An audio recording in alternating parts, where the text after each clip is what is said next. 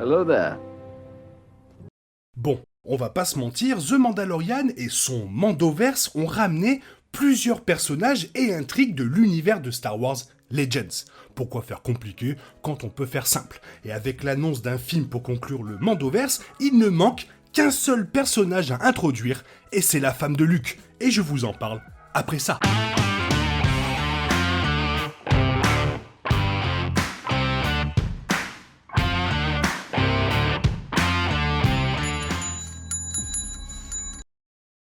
Parce que l'arc de personnage de Luke dans la postlogie était si différent de son homologue Legends, il semblait qu'il était impossible d'introduire sa femme et surtout que son histoire ne fonctionnerait plus dans la nouvelle continuité. Cependant, les émissions de télévision Star Wars ont trouvé des moyens de réintégrer les personnages de Legends en ajustant leur scénario, en particulier les personnages des mêmes livres qui ont présenté la femme de Luke. La trilogie Throne de Timothy Zahn a lancé l'univers moderne de Star Wars Expand, alias Legends, et est devenue l'une des histoires les plus populaires mais surtout influentes de la franchise. Le film The Mandalorian est prêt à adapter l'histoire du Grand Amiral Thrawn en canon, avec plusieurs histoires de Star Wars mettant en place différents aspects des livres. Ruk est apparu dans Star Wars Rebels saison 4, le Montantis a été largement présenté dans Star Wars The Bad Batch, et la série de bande dessinée Dark Vador de 2020 de Greg Pak a révélé que Palpatine avait la main de Luke sur Exegol.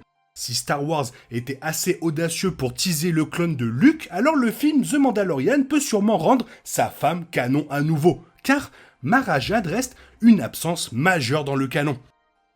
Mara Jade a fait ses débuts dans Heir to the Empire en 1991, l'héritier de l'Empire, le premier livre de la trilogie Throne, et est finalement devenue la femme de Luke Skywalker dans Legends. Si elle devait être incluse dans le film The Mandalorian, la dernière lacune majeure serait comblée dans l'histoire du canon Throne de Star Wars.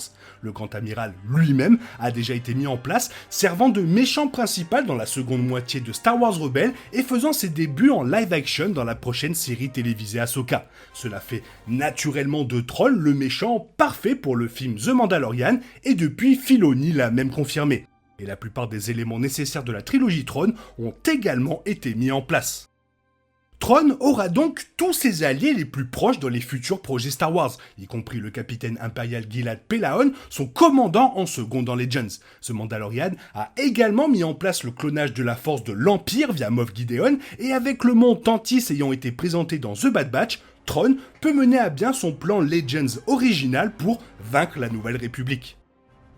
Enfin, et une petite pensée pour lui, Thrawn aura Baylan Skoll comme allié sensible à la force pour remplacer Johorus C'baoth de Legends, certaines théories suggérant que les deux personnages ne font en fait qu'un.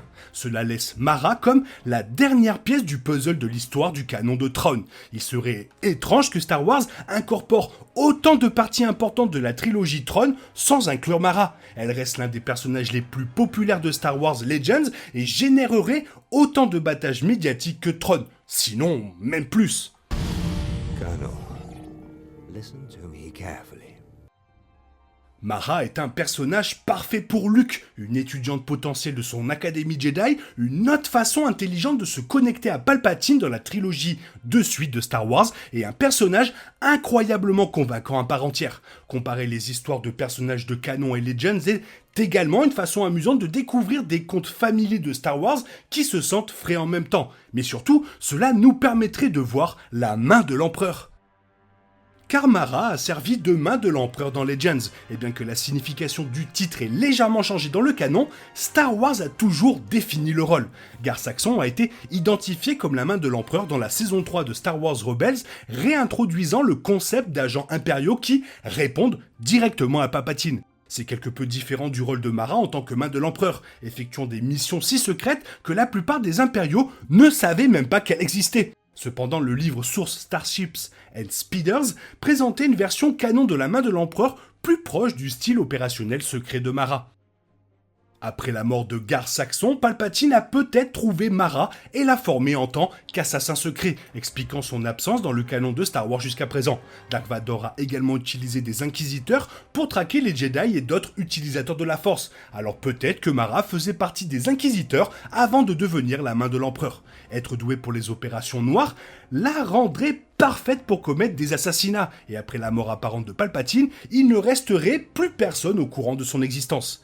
C'est ce qui est arrivé à Mara dans Legends, et cet aspect de son histoire pourrait encore fonctionner en canon. Mais alors, comment Mara pourrait s'intégrer dans l'histoire ? Et oui, car la seule question qui reste est de savoir comment Mara s'intégrerait dans la nouvelle version de l'histoire de Thrawn si elle apparaissait dans le film The Mandalorian. La solution la plus évidente est de la voir comme alliée de Thrawn, soit recrutée directement pour sa cause, soit faisant partie de la résurgence impériale depuis le retour du Jedi. Cela aurait du sens si Mara était une ancienne inquisitrice, car Thrawn voudrait tous les alliés puissants qu'il aurait pu obtenir. Puisque Thrawn et Palpatine travaillaient très bien ensemble, l'empereur lui a peut-être laissé des instructions pour servir le grand amiral Thrawn si quelque chose lui arrivait. Alternativement, Mara pourrait faire ses débuts canon dans la prochaine série télévisée Skeleton Crew. L'émission mettra l'accent sur l'incorporation de contrebandiers dans le monde souterrain, ce qui conviendrait parfaitement à Mara compte tenu de son histoire Legends. Elle fait équipe avec Talon Guard après la chute de l'Empire, un passeur et courtier en information qui a capturé Luke et l'a amené face à face avec Mara. Étant donné que le film The Mandalorian réunira toutes les autres séries, Mara serait le moyen idéal pour lier les personnages de Skeleton Crew et le monde de la contrebande dans l'histoire de Thrawn, même si la connexion avec Luke serait un peu plus compliquée. Mais finalement, l'histoire de Mara Jade pourrait être totalement différente. Bien qu'une grande partie de l'histoire de Mara puisse être retransmise en écran en canon, il est clair que certaines parties devraient être radicalement modifiées. Le plus évident est qu'elle est la femme de Luke, car il n'y a actuellement aucune preuve qu'il ait jamais été marié dans le canon de Star Wars. Cela ne veut pas dire que les deux ne pouvaient pas avoir une sorte d'arc romantique. Peut-être qu'ils ont été mariés pendant un certain temps, et ce n'était tout simplement pas pertinent pour l'intrigue principale de la postlogie. Peut-être que Mara Jade reviendra dans la vie de Luke Skywalker, ou peut-être que le canon de Star Wars adoptera une approche complètement différente. Mais dans tous les cas, il est tout à fait possible qu'elle apparaisse dans le film The Mandalorian. Alors, la question est de savoir, toi, qu'est-ce que tu en penses ? Le Mandoverse devrait-il ajouter Mara Jade au canon ? Fais-moi part de ton avis dans la zone commentaire, et sinon, il est temps pour toi de reprendre le cours normal de ta vie, et on se retrouve demain, bien sûr, pour une nouvelle vidéo. Bisous, bisous, bye bye, que la force soit avec toi.